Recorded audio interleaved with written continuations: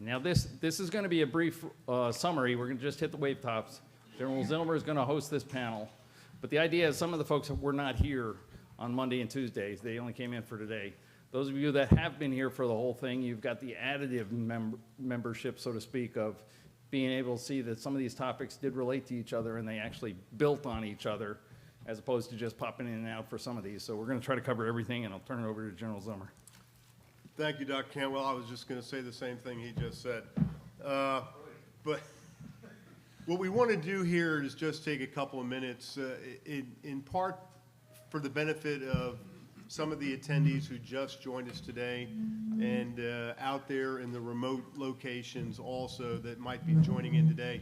But, you know, much like the old Ed Sullivan show at the end, they brought all the acts out one more time to take some applause. But what we want to do is just kind of underscore some of the key takeaways from this Landpower Symposium that we've conducted over the last 3 days.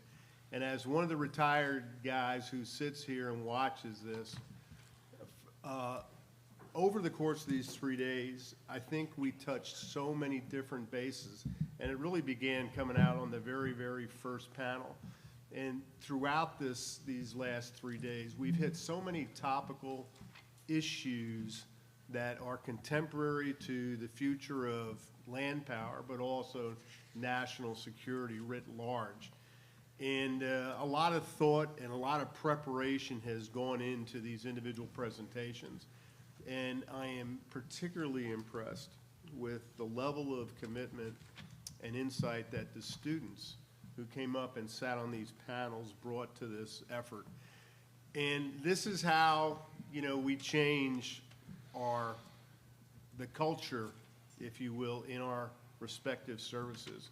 That the most important thing that we can do in interwar periods is study the art and science, if you will, of war and what the next war is going to look like. And we may not get it always right, but it's like Eisenhower said, the plan wasn't as important as the planning. And to be able to sit here and think through what is going to be required in the future is of great utility. And as we said yesterday, when you leave here, you're going to see each other around the globe, perhaps on the next battlefield. But your ability to develop these relationships, maintain the contacts, exchange ideas is what's going to propel this forward. And it's easy to sit here and be overwhelmed by the complexity of, you know, the next operating environment and the challenges that we face. But they are all solvable. And this is where we plant the seeds to be able to do that at efforts like this. So I want to thank everyone for their participation here. But again, what we want to do here is just quickly go through some of the highlights, the key takeaways. And on day one, General Hoover hosted this strategic land power. He moderated that panel. So Reynold, if you will, just some quick takeaways, key issues from the panel. Please. Right, so quick takeaways. I had 3 guys. They were really good. They gave us perspectives on the various services and competition, and I'll pass it over. All right, short and sweet. No, so we had three great panelists. General Miller from headquarters, the 357 shop. General Leahy was here from SOCCENT, and Brigadier General Ellison from the Marine Corps Warfighting Lab. And they gave us a perspective on the land component and land power contribution, especially, and so the contributions as well as the challenges that the services face. A couple of highlights I'll just point out. So General Miller talked about the shift from toward a multi-plurality, that's a hard word to say for an old guy, has really caused us to have a renewed interest and a renewed emphasis on sustained deterrence in visible ways. And by that he meant talking about an increased emphasis on demonstrating our combat capabilities through exercises, through deployments. You heard General Flynn actually then kind of reinforce that idea with not only calling them exercises, but rehearsals their op plans, right? And expanding our Landpower networks. And then General Leahy took it a little bit further and he said, you know, the SOF community is going to continue to have its eye on counterinsurgency and counterterrorism, but at the same time is reprioritizing deterrence by strengthening foreign partnerships and continuing to build those relationships with our allies and partners. And at the same time integrating the multi-domain operations aspects in terms of cyber and space domains.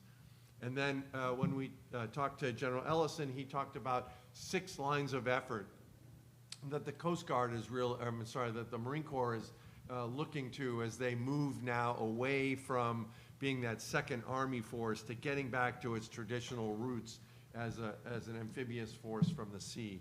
And when he talked about that, he talked about the importance of thinking about componency and at the same time thinking about a really need that I think is a recurring theme about this joint interoperability and that we haven't done enough in that area across the services to fight across, again, the spectrum from competition all the way to conflict. And he said that's where each of their 6 lines of effort as they're modernizing and kind of looking at the force structure and the force design of the Marine Corps, that they are really focusing on those efforts.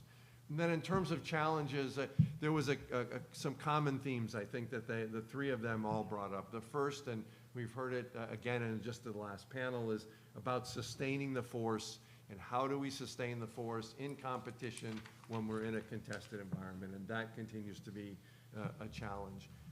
The other is a comment was made by General Ellison, and I think echoed by the other panel members, that we are, as a joint force, we have not yet optimized our capability development, and that's a challenge for us. And then finally, disruptions to friendly operations across all domains caused by our adversaries' A2, AD capabilities during crisis and conflict is going to be a significant area of concern and focus for us as we go forward. And I think that kind of sums it up. Thank you. Yep. General Hover, appreciate it. Before I turn over to Professor Moffatt here talking about campaigning and setting the theater, one of the courses that we offer here is the CJ Flick course, the Joint Force Land Component Commander course. And it got its inception back in 2002, 2003, when General McCarran and Third Army went forward into Kuwait. And this idea of how you set the theater for a force as large as we ultimately brought into Kuwait, this became a labor of discovery learning day by day by day. Setting the theater is difficult in its very best circumstances when you don't have contested lines of communication or sea lines of communications, and you don't have to necessarily fight just to get to the fight. The scenarios we talked about this week are decidedly different, but this is an operational imperative to know how to do this, and it's not lightweight work in any way, shape, or form. Professor Moffatt, your folks took some time looking at this. Thank you, sir. Yeah, I want to start with, I think an overarching theme was that the different panelists brought up points that should be incorporated into planning early, and they should be incorporated often. And it's not just about incorporating them, it's understanding them, because we had a variety of speakers that came in. So we had Colonel Clark from SATMO, the Security Assistance Training Management Organization, who has that level in country with our allies and partners helping build capacity at the ground level. And then we had the U.S. Army Space and Missile Defense Command, as well as the Commandant of Army Cyber, talking about how their organizations support the theater army directly, the commander directly, and how those assets can be used at the theater. And then we had Colonel Chad Pule from USER G5, who talked about how they pull it all together, how they plan to do it, and how they are currently doing it, not only in competition, but as we see in crisis and conflict in Ukraine, how we support that across the board. So I think all the speakers clearly illustrated, when you pull it together, they clearly illustrated the points that were made by General Hill, by General Flynn, the other panelists, as we go through, there's a thread that all these folks that were on my panel kind of sewed together so that we kind of understand a little bit better what the roles and requirements are for those who support the theater commander.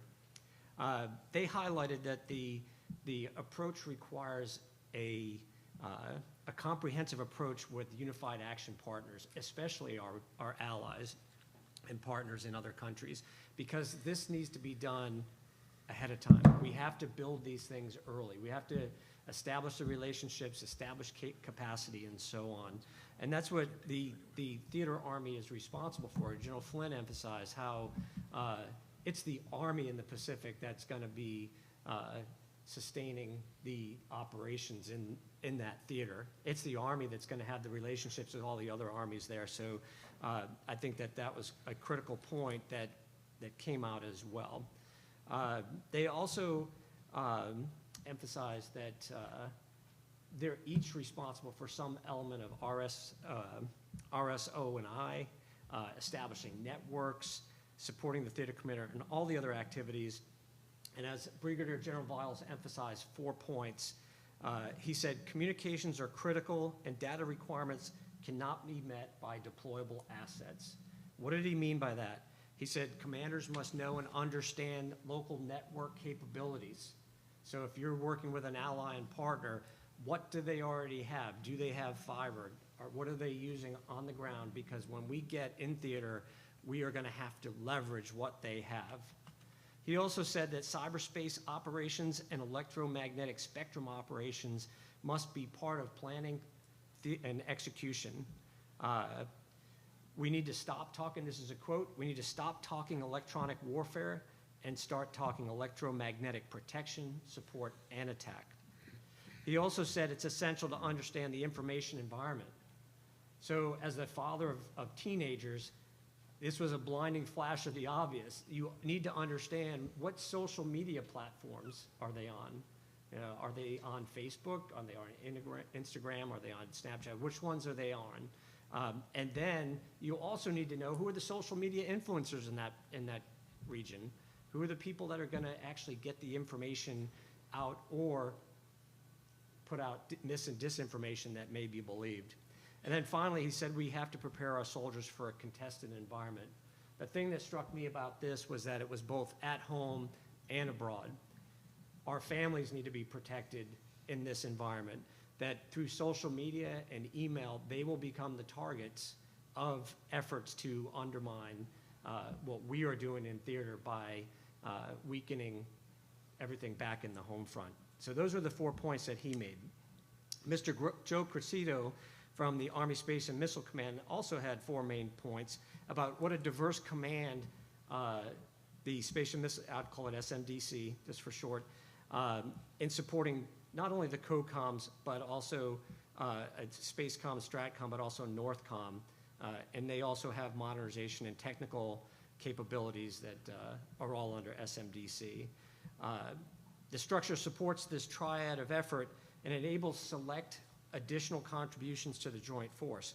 So if you remember, he had some slides that if you followed the slides with what he was saying, you could see the flow of effort and support that SMDC provides. They lead a multi-domain modernization effort that takes Army equities into the space domain and how we can support the theater commander and below through that. And then also he talked about the future efforts to deliver Army space interdiction and integration capabilities to the theater. Colonel Andrew Clark from the SATMO, he emphasized what his organization does in building partner capacity and taking both the combatant commander and the theater commander's intent, their plans, their theater strategies, and taking that down to the ground level to execute. So they are part of the Army's security, U.S. Army Security Assistance Command, which is primarily responsible for foreign military sales, both hardware and training for our foreign partners. But he emphasized that they play a role in supporting the theater commanders, the COCOMs, and the country teams by providing military, civilian, and contracted training support teams to build partner capacity and capability. He talked about the process for getting a program from identification of a gap to deploying a training team and ensuring that that team was successful, meeting the theater commander's needs. He said SATMO is responsible for the big T training, which is the certification validation of those who are trained. And finally, Colonel Chad Pillay from the USAR AF G5. He kind of wrapped it all in a bow because that's where everything originates for us is the theater army. He talked about how it really happens and how it's happening now in the UCOM theater, USAR theater. And he emphasized that it covers over 100 countries, multiple continents, and 3 oceans. And I think that reinforced General Flynn's point of the tyranny of distance, the size, the scope of these theaters that we're operating in. So whether it's the Pacific, Africa, Europe, they're just incredible planning challenges for our theater commanders. And he made 4 points as well. One was the role of USAR in supporting the GCC and the dual responsibilities of having the 2 AORs. He also talked about planning with UCOM and with NATO. So not only do they have to deal with the US system they deal with, and for those who work with NATO, understand the challenges that come with that. The role of SAGU, Security Assistance Group Ukraine, which has taken on a life of its own, is a huge effort within USARAF that they focus on and what's helping make the Ukrainian army successful through that support. The role of CTAF-AF, supporting AFRICOM, and their operational requirements since the merger of both Army Africa and Army Europe. And then the work that they do with their adjacent partners, MAR4 Europe, SOC Europe, U.S. Air Forces Europe, and so forth, and deconflicting the efforts of the component commanders on the ground. So in closing, this panel characterized setting the theater as a continuous activity that starts early, incorporates all sections of the staff, and all warfighting functions. It involves significant sustainment, air and missile defense, engineering, information collection, intelligence, communications focused on setting the conditions to counter known or potential threats, all the warfighting functions, functional areas, all of it. So hopefully, these are just 4 speakers, and if you look across all the organizations that support setting the theater, hopefully you get a kind of a taste for what that requires. So. Professor Moffatt, thank you so much. The panel we're going to talk about next is that of Dr. Barry's, and we spent some time talking about human-machine teaming and technology in future wars. I thought it was deliciously ironic that we had a U.S. Marine up here sharing the table with Dr. Cantwell, talking about where that future is. And in the last couple of weeks, we've heard, this cry, and we've addressed it briefly from the civilian community saying, hey, we got to learn to put the brakes on AI. We need to understand, where it's going to go and take us. But just watching some of these illustrations, the examples over the last day or so was absolutely powerful. So these visions of HAL and RoboCop and all these, technologies that were, wildly creative when they first appeared, really aren't that far away. And as we talked about how we command and control in the future, I think we need to learn to separate command from control, coordination, on and on and on. Our ability to command forward is a separate element. And I suddenly see the possibilities that AI provides you to do both command and still do those other battlefield functions of control, coordination, and communications. And again, these TOCs, these headquarters are very, very vulnerable in the future. So without any further ado, Dr. Barry, over to you, sir. Thank you, sir. So we saw in our panel, the themes came out as trustworthiness, transparency, accountability, and fitness for purpose. And we saw with Lieutenant Colonel Buffamante talking about real life, what it looked like in educational use in the classroom, what it looked like in wargaming. And what came out of that very clearly from his experience was that nothing's more important than the human. right? At the end of the day, it's the human-centered approach using intelligence augmentation and not relying upon artificial intelligence to answer our questions, but to advise us, because you all have the wisdom, you all have the experience, and have AI serving us and helping us make those decisions. And we saw that again with Professor Cantwell in his class, talking to the students in there and realizing that the IA was a great help and it could have cut a lot of time off, so they could have went into deeper areas of their research. And the big piece behind it all is that we see nothing off the shelf that is going to help the military become better, right? Because when you look at constitutionally based AI and you look at the other things off the shelf, you're not going to find things that are going to help us with survivability and increasing lethality. That's just not something that's going to sell over in the Apple store when you say, I'd like to have an app for that, right? We're going to have to do that ourselves. And to do that ourselves means we're going to need to rely upon the wisdom of the general officers that have come before us and all the people that have been inside of the fight, and say, how can we start making IAs that are going to help people? And I think Lieutenant Colonel Buffamonte made that very clear at the end, that we need to improve the ability of these IAs to understand the different theaters that are out there, test that out with people, have historians look at this so we're being historical mindedness behind it, and then putting this IA to work as much as we can in war games, and eventually putting this into test situations, and then from there monitoring it. So it's going to take a team. But again, there is nothing out there, ChatGPT or anything that's going to be on the shelf that's going to say, yes, we want to help you, military, to be a more effective military that's going to help you with your lethality and survivability.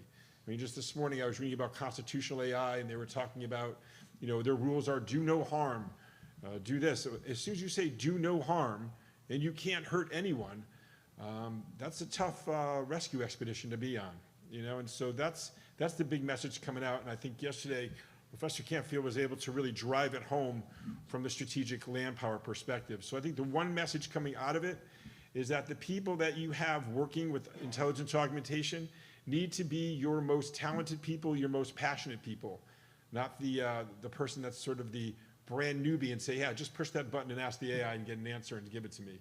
You need the person that's listening, paying attention, and the person that's going to be held responsible and be willing to be dressed down when they have the wrong answer, so they can go back and figure out how they can make that machine better. There's nothing like getting dressed down about the IA having a machine before you go back and say, all right, machine, let's pick this up a little bit. That's not going to happen again. So going forward, I think we see with Director White pushing forward for us to get a better feel for where we are at the War College, each one of us, where we are in our comfortable or level of comfort with deep learning, machine learning, our ability to trust AI and IA, and then going from there and having professional development. That's going to be key, sir, is that professional development and spreading that out to other war colleges. I was talking to you this morning, sir, and working as a unified force toward an IA that talks to all of us across theater armies. So very exciting to see intergenerational wisdom being able to inform the Army of the future. Thank you, sir. Dr. Barry, thank you very much. And again, that was so informative, the session that we spent there. The next panel that we're taking a look at, our fifth panel that was led by Dr. Cantwell, took a look at mobilization, joint forcible entry, and cyber. And as we brought about, you know, we discussed the challenges of contested movement, locks, slocks. You know, what our adversaries have learned since Desert Storm and again in OIF is that if you allow the U.S., its allies and partners to get a foothold, the game is over. So all of these efforts are now, you know, contesting from the very start. And the changes in technology, the cyber it's contesting from the very, very beginning. And we may not have a developed, mature location in which we introduce our land power. The forcible entry, as we discussed yesterday, is problematic in the future. So Dr. Cantwell took a look at that, and Greg, over to you. Thank you, sir. I appreciate that. If I was able to sum up what we were talking about, there were the warfighting functions we're looking at, but there was an article I saw recently that talked about this study that came out and talked about the U.S. Army having this Goldilocks force. So what do you think when you mean that? Well, it's an analogy. It's good in some ways. It's not good in others. But the idea is that we're too small to be able to do large-scale combat operations, so that bed doesn't fit. But we're too big to be able to just say, well, we're just gonna do some coin or limited contingency stuff, and, you know, we may have to do this shift to the Indo-Pacific kind of thing that we're gonna have to get really big for. But getting really big is expensive. So how do you do that, and how do you get just right so that you can go ahead and do LISCO if you have to, do Homeland Defense, Homeland Security that Bert's talked so much about, and be able to do whatever else the nation requires us to do?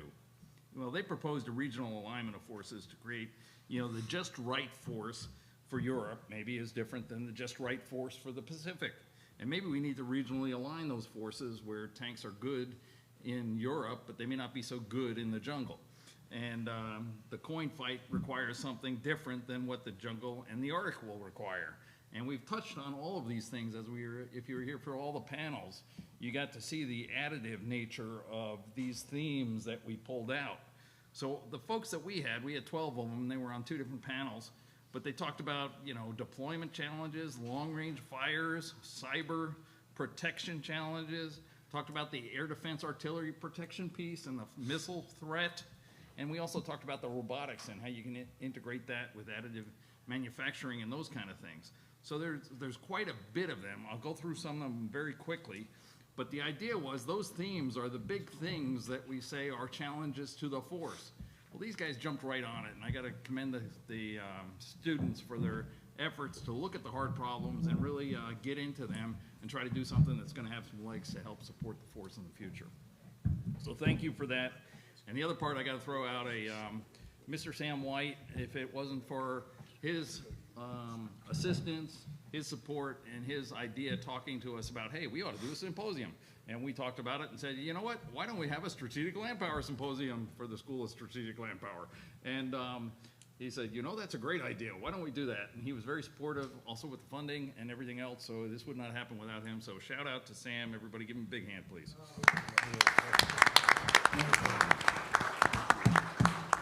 So with that said, our first group was Mike Barnett, Ryan Noble, and Matt Inglis, and they talked about the Army Total Force Strategic Support Area and the fight to the fight.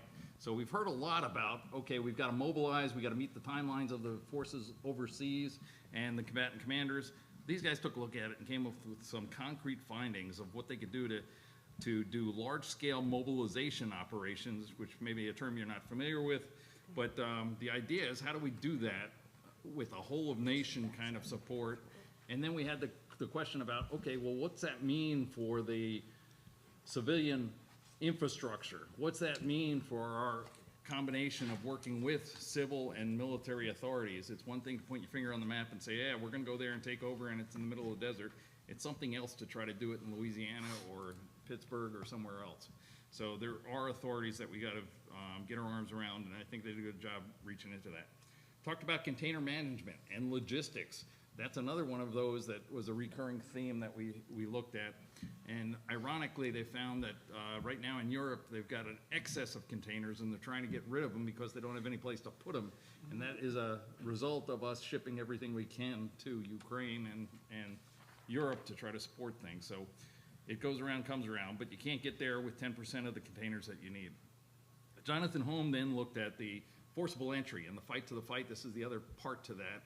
And this joint forcible entry, if you look at it, or joint forcible entry operations at JFEO, if you look at it, something the Army is responsible for amphibious operations. And a lot of folks didn't know that, hey, the executive agency relies or resides with the Army on that. The point is that when we're talking about amphibious operations on a scale of large-scale combat operations and something that's similar to like a division or D-Day, that's an Army operation and that's inherently joint. So how do we do that? We're not set up in the Army, so to speak, as a joint headquarters. We're not set up to do the targeting, the fires, everything else that we would need to do at the speed of need, and that's potentially something that we can look at for headquarters structure and increased training to train as we would fight. Next, we had Jennifer Hunt, and she talked about the National Guard as a lead in domestic cyber response. That was very interesting in the sense of, hey, we got to protect our homeland infrastructure. The Guard's got all sorts of capabilities to do it. from her experience, she had shared that she's done this before, or they're always getting called on to try to do this, and they got the expertise to do it. So why don't we leverage that? And as Bert's fond of saying, if you've seen one state, you've seen one state. But the idea is, why don't we leverage that and see if there's some room for improvement there to help our national mission. Next, we had on the second board, we had Paul Lashley and Andrew Herkick. They worked together on a board, and they looked at long-range missile fires. So again, we talk about fires now, and considerations for the theater-army integration. They did a really good drill down on what does the headquarters structure need to be, how do you manage the fires, how do you do all of that, and coordinate it at the headquarters level, so when it comes time to try to execute it, they have the ability to be able to do those things. That's not something we practice at NTC. That's not something that we're familiar with, so to speak, and our 20 years or so of manning theater armies at 38% to 50 some odd percent has not inherently driven the theater army staff to be able to have these capabilities. So as we look at large-scale combat operations, we are hoping that their field force artillery headquarters initiatives and recommendations are something that'll grow some legs, and I'm sure that there's some folks that are interested in that. We had Matt Inglis. He looked at air and missile defense and deception in the competition continuum. You heard some comments about deception. We heard some comments about you got to try to hide in a transparent battlefield. How's that working for you, kind of thing. And there are some significant challenges there in air and missile defense. However, he came up with some concrete recommendations that looked at that, took a look at what's going on in Russia, Ukraine, Azerbaijan, and Armenia, and also had some recommendations that we're looking forward to see if they go. He's got a chart that he put up, talked about how we go from conflict to, or competition to crisis to armed conflict. And again, the theater army is the ones responsible because they're the only folks that are overseas that have the presence to be able to coordinate a lot of these things. Real challenges with not having enough assets or resources to do all the protection that we want to do across a large-scale force with an expanded battlefield. You just can't get there from here. So how do you set those priorities? Speaking of priorities, we had Lillian Woodington talk about balancing risk and protection to win in large-scale combat operations. Again, protection is a big thing. As they say, it's everything from eggs to scuds. You got to worry about the food. You got to worry about all of the hygiene, medical, you name it, all the way up to, air defense kind of issues. And they looked at 4 things specifically. They said there's a lack of standardized joint protection doctrine, complexity of layered threats across the domains, inadequate protection and risk management training, and insufficient force structure and protection capabilities. Basically saying, as we said, a platoon against the corps, the outcome is sort of predictable, but we just don't have enough resources to be able to protect the entire force. Next, we had Andrew Sinden. He worked with Dr. Barry for quite a while there, and talked about starting small, opportunities for investment in unmanned ground systems. And no, you can't buy these in an Apple store, but he did say that we should make cheap stuff that we're not afraid of using, that make the next fight start with the fight of robotics, robotic combat vehicles, robotics on robotics, the dull, the dirty, and the dangerous, as he said. And he talked about these modular open systems architecture to be developed, to integrate the technologies as they are developed, and use a capability set fielding program to try to do this faster, stronger, better than we currently are to meet the need of speed.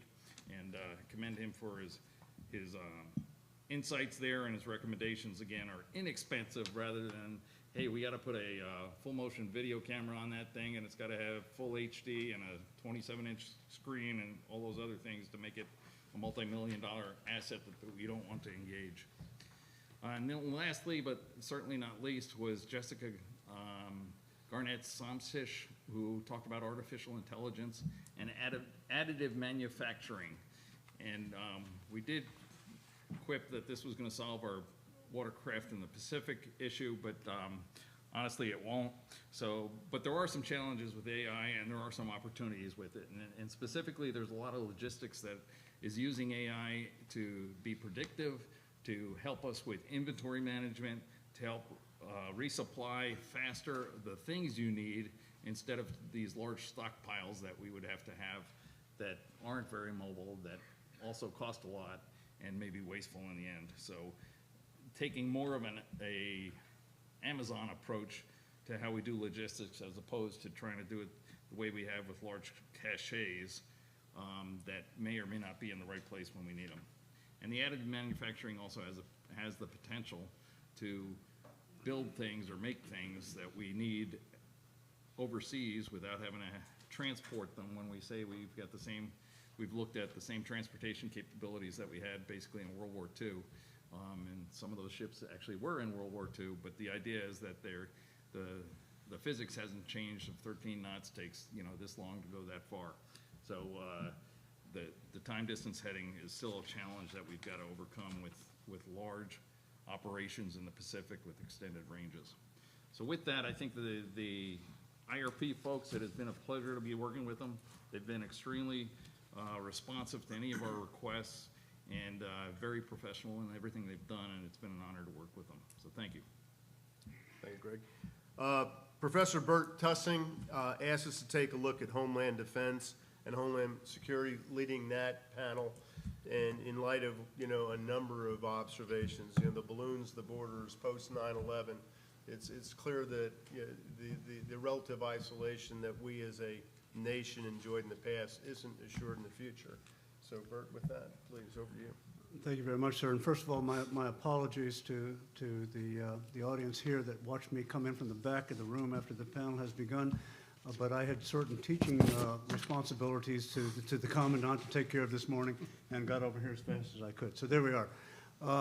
If we wanted to have a panel on Homeland Defense, that's almost a bridge too far. What we need is a symposium on Homeland Defense, which, by the way, we're going to have in February, and I will talk about that right at the end of this. But we wanted to focus on three particular areas, and we were, as you all saw, exceedingly well served in that process.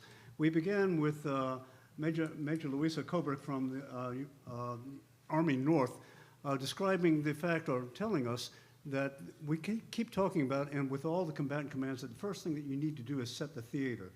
And what she wanted to make very, very clear for us is, with regard to the homeland, the theater is not set. The idea of preparing for the ultimate manifestation of our adversaries' actions against us is not ready. And the simple fact is that every other combatant command, every other Army service component to the combatant command has got a leg up on us, because everything that we do overseas is going to be exponentially more difficult to do within the United States because we're doing it among Americans. And that's something that we have to prepare ourselves for. We have to be, in terms of preparation, we first got to be preparing ourselves for what we can do within the constraints of our own capabilities, and then within the constraints of the attitudes and the knowledge and the trust and confidence of the American people while we're doing it. She made it very, very clear in her presentation that the responsibility for this is going to be the same as every other combatant command. It's going to fall on our North. But what she also reminded us parenthetically from time to time is that our North, among all of the combatant commands, our Army service components, our North is maybe in last place, or maybe next to last place, in terms of the resources that we have devoted to them. And that, ladies and gentlemen, is something that I think we're going to have to re-examine with a degree of urgency here before we have to prove ourselves how ill-prepared we were in that particular area. The other thing that came up, and I tried to introduce it not only in our panel, but in other panels, that were talking about the notion of contested deployment and the growing specter of the enemy's capability to hold us off as we're trying to get into their areas of responsibility, their areas of operation. One of the things that our North wants to remind us of, and oh, by the way, Transcom also wants to remind us of, is contested deployment will begin at home. Anyone who thinks that we're going to be able to continue the American way of war that we saw demonstrated throughout the 20th century and the first part of the 21st century, where the president cries havoc, let loose the dogs of war, and we casually make our ways from Fort Bragg to Savannah, or from Lejeune to Moorhead, we're going to do it the way we've always done it before. If you think that, whatever you're having for breakfast in the morning, I wish you would send it to me, because I could use the break. is just not going to be that way, folks. And we're going to see it in a number of different ways. We're going to see it in the complexities of just trying to operate among a free people ourselves. We're going to see in the complexities, the additional complexity is going to be heaped upon us by an adversary that is trying to affect us from within and from without. We're going to see it with the complexity of demonstrations like we have not seen since the Vietnam era. We're going to see it with a complexity of the lack of noblesse oblige that you and I have been afforded in going to war up till now, because we were always able to do the nation's will without a concern about the fundamental source of our concern over security, that being our loved ones. So that when the soldier, sailor, airman, marine is about to walk out of his home, about to leave their post, and their young wife asks, I'm sorry, did you clear out the bank account? Or why are these people that you say you are trying to serve, why are they now demonstrating against you? Why is the social media now acting against the military that they have been thanking for their service for the last 30 years? And these are things that we're going to have to deal with, and we'll talk a little bit more about that as we go forward. But there's going to be new requirements. More importantly, there's going to be new mindsets as we go forward. Because among other things, the military, which is prepared to serve our people at all times and all places and circumstances, is going to find itself in a situation among free people where they are also going to have to be served by our society, our institutions, and those functions outside of defense. And one of the terms I would like for you to embed in your mind as we go forward with this is the requirement, the absolute requirement that we're going to have in terms of civil support to military activities in order to do what we do as American people the way we want to do it, according to the Constitution and the ethos that is embodied in that Constitution. So Sarah set a black picture for us, and then it was continued on as we go forward.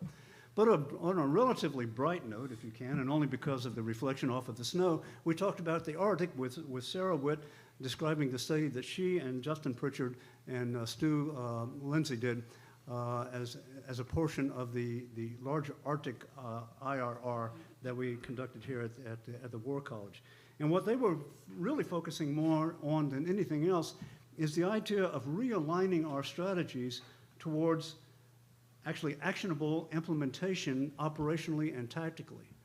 And those are where those strategies are lacking right now, because the ideas that they have, the functions that they want to be served, have got to be met with capabilities and, more importantly, capacity, which we do not have right now. One of the things that Sarah and Lou and Justin pointed out in their particular study is there's still an argument over which combatant command has control over our concerns, the immediate North American concerns that we share with our Canadian friends, over what's going on in the Arctic. The forces which are available to right now towards that end belong to, of course, Indo-PACOM. And once again, we get back to that notion that our North would really like to be involved in this battle. That's where the responsibility lies, but that's not where the resources are. And as General Eifler would like to remind us if he was here right now, those are the sorts of resources that we need to start focusing on very, very diligently, very, very urgently, because the Arctic is a cruel, cruel environment before we begin any actions against an adversary against us.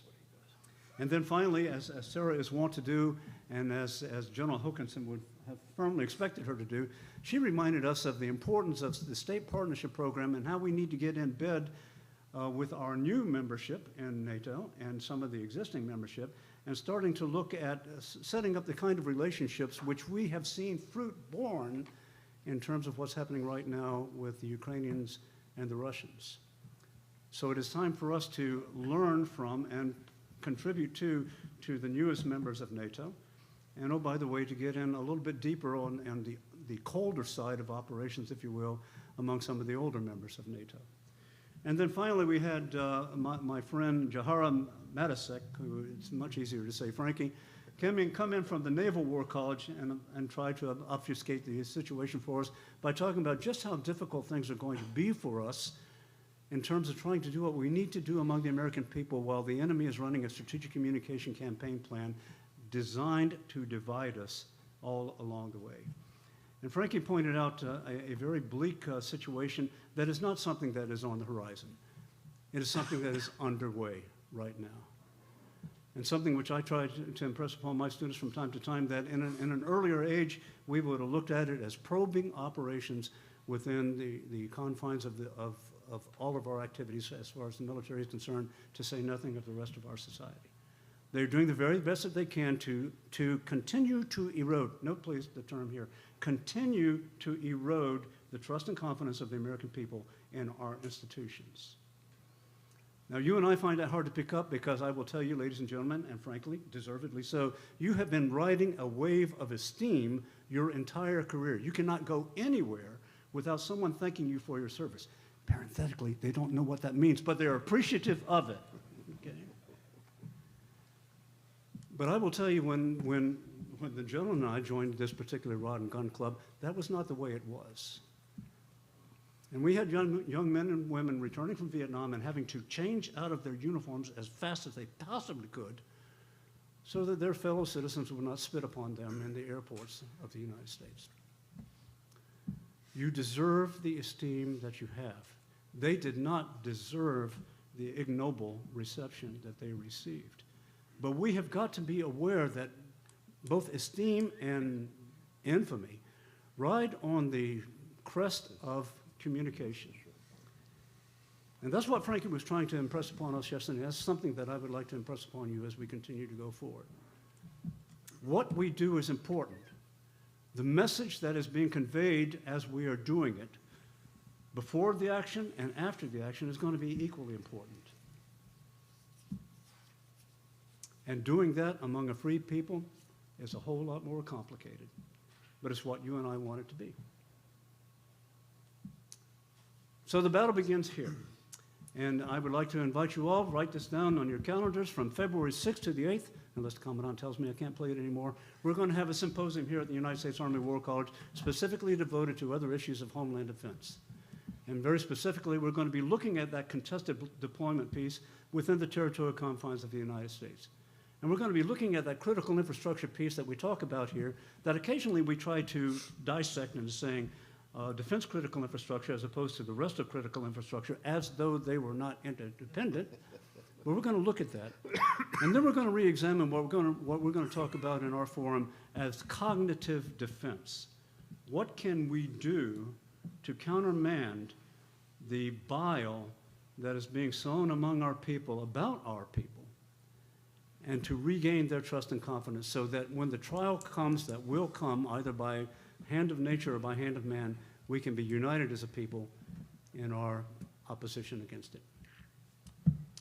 Thanks again, Greg, for allowing me to do this. Thank you, Bert. And last but not least, Dr. Nagl brought us perhaps what many of us wanted to hear, what is the most contemporary example of Landpower, and what we're hopefully learning from it. Dr. Nagl. Thank you, sir. I was very pleased to lead a team of Army War, about 15 Army War College students. This year, half a dozen faculty members participated in the work as we tried to derive lessons learned from the ongoing Russo-Ukrainian war for the U.S. Army. What we learned is that the Army's organizational culture after 20 years of fighting irregular war in the Middle East is not properly prepared for. We do not have the right mindset. We don't have the right culture to prevail in a large-scale combat operation. We explicitly made reference to the 1973 Arab-Israeli War, in which the Army found itself at a similar position. The outcome of the 73 Arab-Israeli War, learning from the experiences of our friends in a large-scale combat operation, was the creation of the Army's Training and Doctrine Command, and ultimately the creation of the Army that triumphed in Operation Desert Storm. The primary question of our study is whether the Army of today will similarly learn the lessons of this large-scale combat operation and create a new Army that can fight and win in the rapidly changing world in which we live, or whether we will fail to learn those lessons. My team is dedicated to ensuring that we learn them. There are lots and lots and lots of lessons we learned. Some of them have been discussed already on this panel. Command and control nodes will be targeted. The proliferation of unmanned aerial vehicles, which we believe will be the improvised explosive devices of the next war. The Army's entire command and control system, the stadium operation centers, the size of this room, simply will not survive. And so we need to fundamentally rethink how we provide situational awareness and a common operational picture to our leaders in order to exercise mission command and control. We have to have a new approach to risk. We've created a a risk-averse, we call it the PT Belt Army, in a large-scale combat operation in which communications are likely going to be degraded or eliminated. If we don't fully embrace and understand mission command, we will not accomplish our missions and we will not survive. We are facing a very different kind of war than the kind of war we fought for the last 20 years. We don't have the strategic depth, either in personnel or in munitions. Magazine depth is one of the terms, Ian Sullivan's term that I'm taking away from this conference. We are not prepared in the defense industrial base or in our manpower system to deal with the requirements we're going to face, nor are we prepared to deal with the level of casualties that we're going to experience. We project in 2 weeks of large-scale combat operations, we could see the number of casualties we saw in 20 years in Iraq and Afghanistan put together. The American people aren't ready for that. The Department of Defense isn't ready for that. The Army isn't ready for that. And very much discussed on this panel, fundamental changes in the character of war. The rate of change is increasing. Artificial intelligence, machine learning, robotics are a game changer. As Katie said, Katie Crum said, we don't own the timeline, but we will own the risk. I'm grateful to all the members of the team, those who spoke and those who didn't, and to Bob Hamilton from the Strategic Studies Institute, which is leading a not dissimilar effort, and who gave us the sobering reminder that the Russians are learning, the Russians are improving, and this war, Bob's estimation, won't end until Putin ends.